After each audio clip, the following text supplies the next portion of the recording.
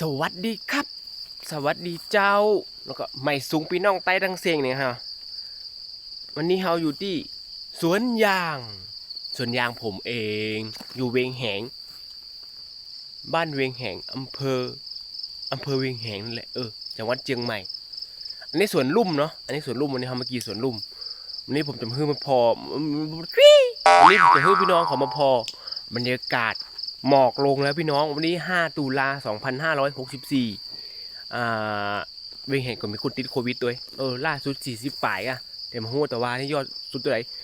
นี่พี่น้องอันนี้คือหมอกนะครับหมอกดู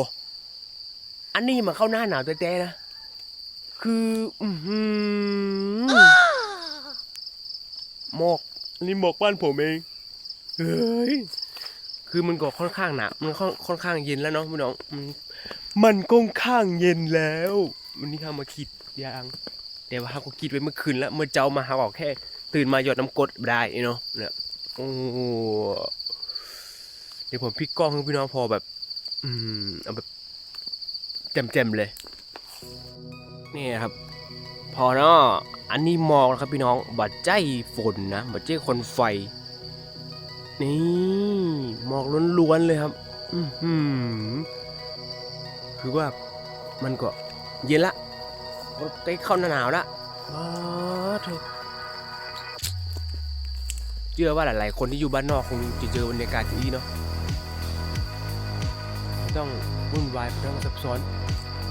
ชีวิตที่เรียบง่ายแค่มีเธออยู่ข้างกายก็พร้อมอินเลยนี่ทางเข้าสวน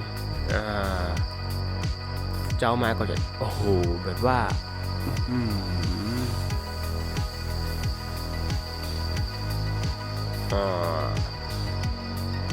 ไปเดี๋ยวไปพอ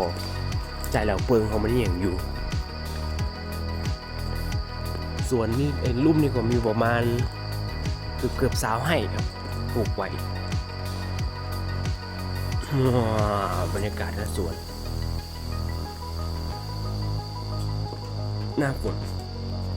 ปลายฝนต้นหนาวดู